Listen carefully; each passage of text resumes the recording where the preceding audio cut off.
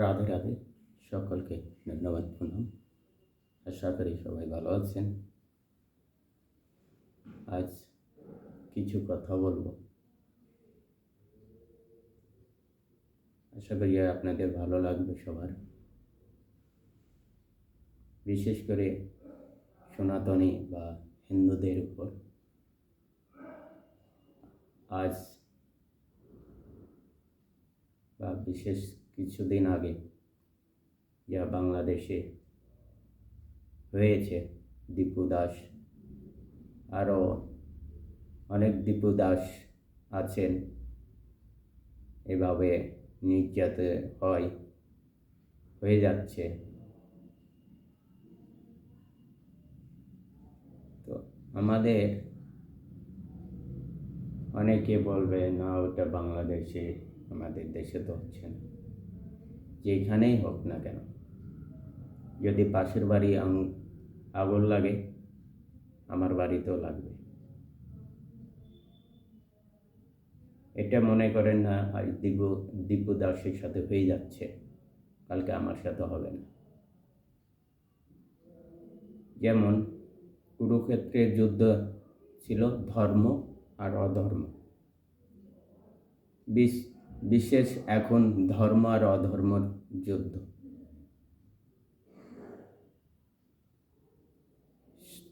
তখন ভগবান শ্রীকৃষ্ণ অর্জুনকে জ্ঞান দিয়েছিলেন যুদ্ধ করতে হবে। এখন আমাদের সব সনাতনী এক জায়গায় হতে হবে, একজোট থাকতে হবে। যেমন হাতের 5টা আঙ্গুল আলাদা আলাদা, আবার একমত করলে একটাই হয়। তেমন আমাদের সনাতন ধর্মের উপর যা হচ্ছে বা সনাতনী ভাই বোনের উপর যা হচ্ছে, সেটা এখন যদি চুপ করে থাকেন, আগামীতে বলে না, বংশে প্রদীপ জ্বালানোর মতন কেউ থাকবে না।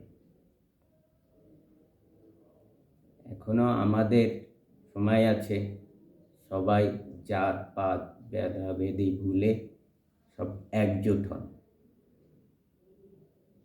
আমরা কারোর সাথে লড়াই করতে যাচ্ছি না, কারোর সাথে যুদ্ধ করতে যাচ্ছি না। আপনার ধর্ম বাঁচানোর জন্য দরকারে অস্ত্র তুলে দিতে হবে। এক একজনা পরশুরাম মানতে হবে, মাতাজিদের মা কালী বানতে হবে, মা দুর্গা বানতে হবে, ভগবান নৃসিংহ বানতে হবে। ধর্মের যুদ্ধের জন্যে নিজের প্রাণটা যদি চলে যাবে। এটা সনাতনীকে এক হতে হবে, সনাতনীকে এক থাকতে হবে। আর যত তাড়াতাড়ি বুঝতে পারবেন, তত সবার মঙ্গল, নিজের মঙ্গল। তাই বলুন, জয় শ্রীরাম, জয় রাধারানী কি জয়।